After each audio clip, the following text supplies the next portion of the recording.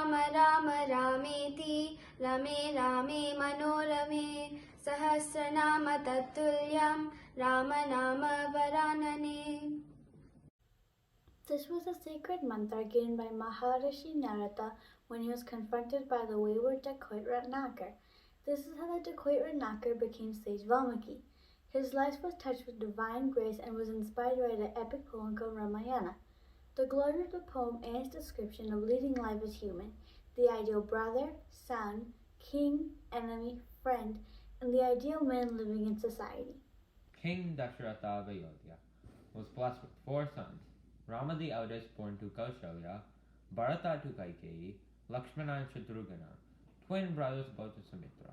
The 4 brothers' life in Ramayana is a reflection of virtue, representing how family bonding should be, a virtue much needed in today's times. The 4 brothers in Ramayana are very close to each other, and the love between them is described as unconditional. All of the brothers show the Bhratru Bhakti towards their older and dear brother, Lord Rama. In this play, we will see how each of them render their part of dedicated and devoted services. Let us understand the virtues of each of the brothers through their experiences in the Ramayana.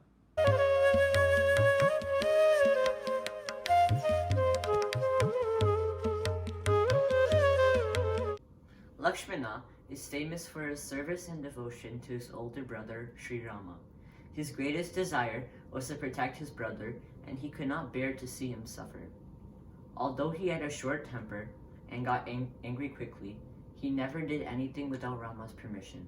He was a constant and caring companion to Rama, ever ready to serve him. He was also bold enough to disagree with his brother and to advise and console him at times when needed. Pranam, Rama.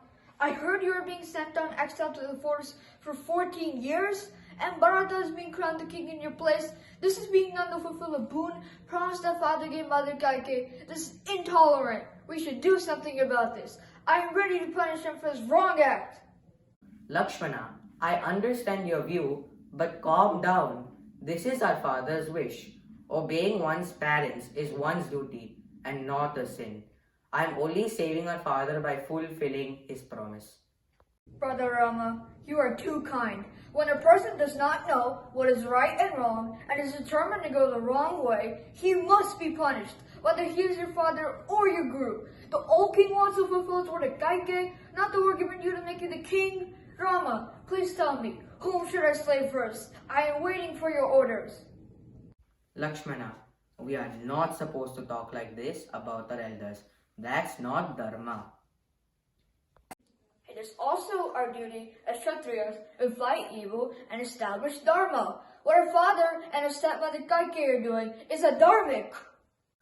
Our foremost duty is to our parents. So let me follow father's command to go to the forest. Please help me with this effort and not resist this. Okay, brother, this is your advice, then I will stay quiet. What do we learn from Lakshmana's character? Here we can see Lakshmana is ready to fight for righteousness, yet he obeyed his brother implicitly because he respected his opinion on dharma. Even when he was very angry and ready to act violently, he was able to restrain himself as he had great faith in Rama. He would not go against Rama, however much he may have disagreed with him. Lakshmana was an Adisesha incarnate. He remained ever alert and protected the Lord, just as Adisesha stays alert, even if the Lord closes his eyes. We learn from Lakshmana how to serve the Lord. He is the very symbol of self-sacrifice. Lakshmana's mind was constantly fixed on Sri Rama. He never thought about himself, his own comfort, joy, or sorrow. His only goal was to serve his brother. To him, Rama was not just a brother, but God himself. Rama himself said that it was hard to find a companion like Lakshmana.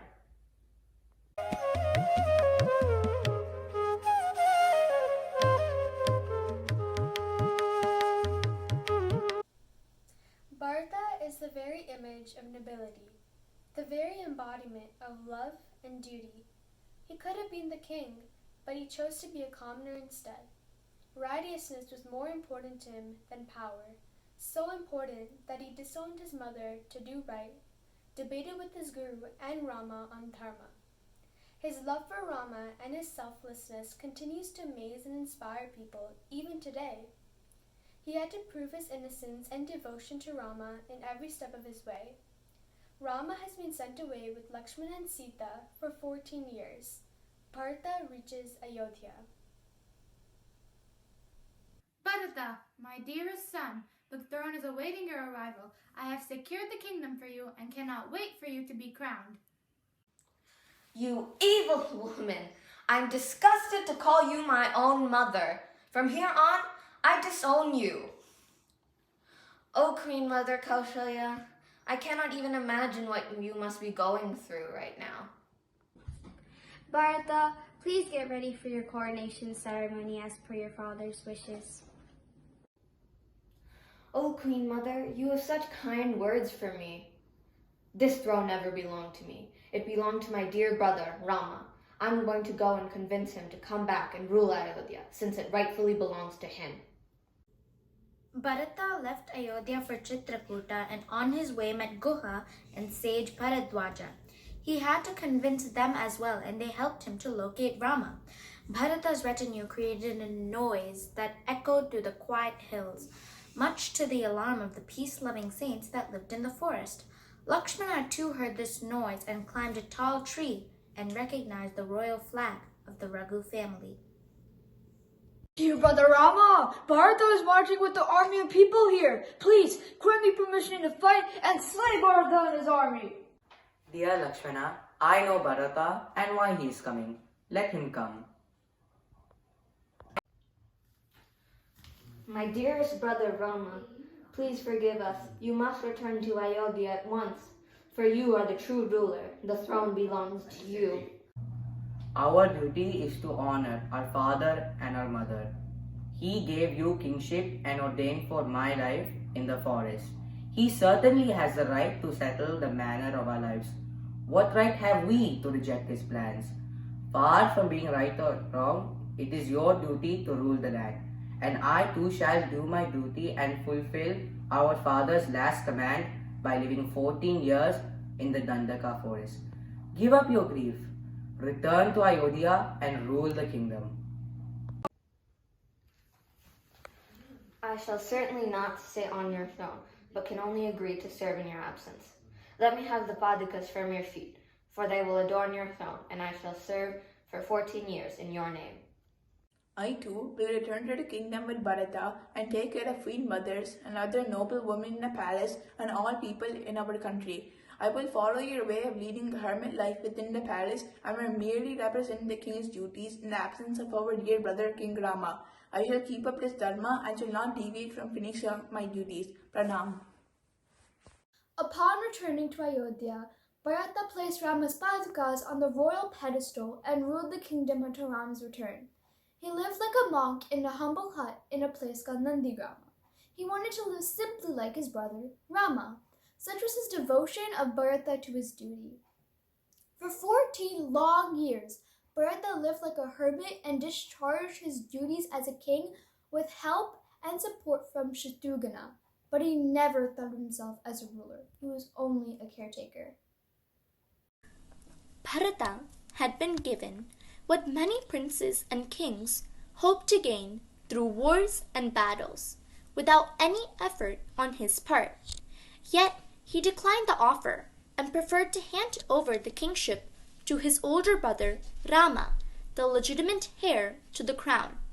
He not only took responsibility for the mistake that was made, but also pursued the vow he took, as Rama declined the offer to rule as the king. Bharata is defined as noble and dutiful. He was indeed defined by his character, deeds, and rank. For he gave up the entire kingdom and corrected the mistake that was made by his mother.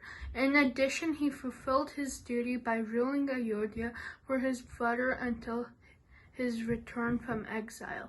We can learn to be wise like Bharata and make the right decisions based on fulfilling our duties and responsibility. Keep the Lord Keep the Lord in the throne of your heart. Let him rule, you serve. Live a simple life of service and ever remember, Thy's will shall be done, not mine.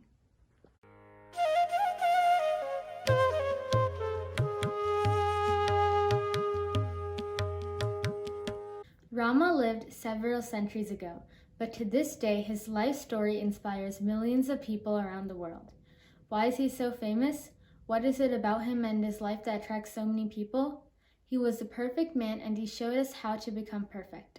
He showed us by precept and by example how to attain our true nature, Sat Chit Ananda.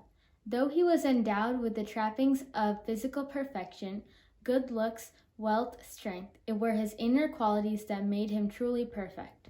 He was guided by Dharma and Satyam, righteousness and truth.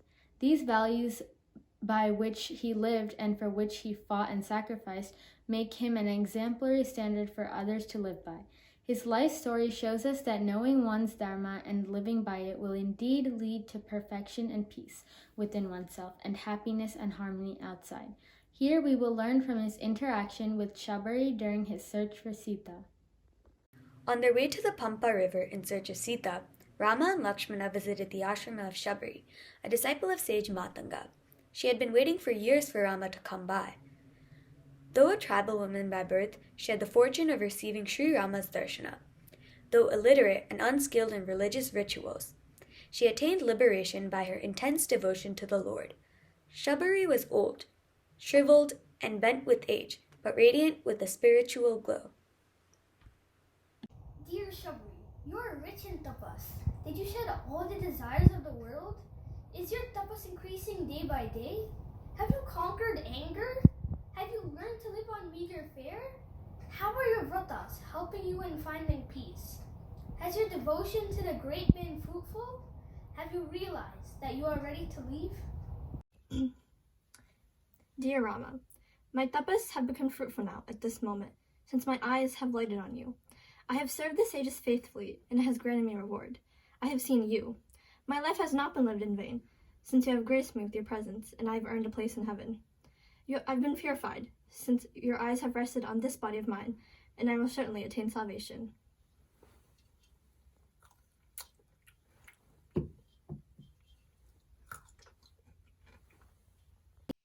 Shabari, there are 9 types of devotion. Navavida Bhakti. Satsangam, Shravanam, Kirtanam, Smaranam, Dashyam, Archanam, Vandanam, Padasevanam, and Atmanivedanam. Whoever practices any of these with devotion and sincerity would be very dear to me and would be able to attain liberation. This, even though it was difficult for the greatest of yogis, was easily attained by you, Shabari, because of your sincere devotion. Om, Om, Om.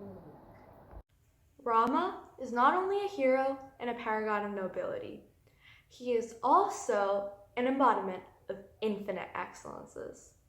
Each of his traits is a call for us to pursue the higher life. Rama was an ideal man in every way.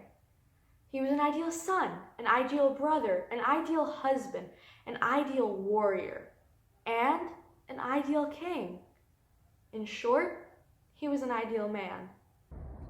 Whether it's in the days of Rama or today's modern world, most problems of individuals are due to the inability to strike the right balance between dharma or righteousness on one hand and artha and kama on the other. We conclude our play by chanting a portion of the Nama Ramayana Balagandam. Shuddha Brahma Parat Pararama Kalatmaka Parameshwara Rama Seshatalpa Sukha Nirdrita Rama Brahmadyamara Prarthita Rama Chandakirana Kulamandana Rama Srimad Dasharatanandana Rama Kausalya Sukhavardhana Rama Vishwamitra Priyadana Rama घोरताटकाघातक Ram मारीचाधिनिपातक Ram कौशिकमख संरक्षण राम श्रीमदहल्योद्धारक राम गौतम मुनि संपूजित राम सुरमुनिवरगण संस्तुत राम नाविक दाविक मृदुपद राम मिथिलापुर जनमोहक राम विदेह मानस रंजक राम त्रयंबक खार्मुक पंजक राम सीतार्पित वरमालिक राम कृतवैवाहिक कौतुक राम भार्गव दर्प विनाशक राम श्रीमदयोध्या पालक राम राम राम जय राजा राम राम राम जय सीता राम राम राम जय राजा राम राम राम जय सीता राम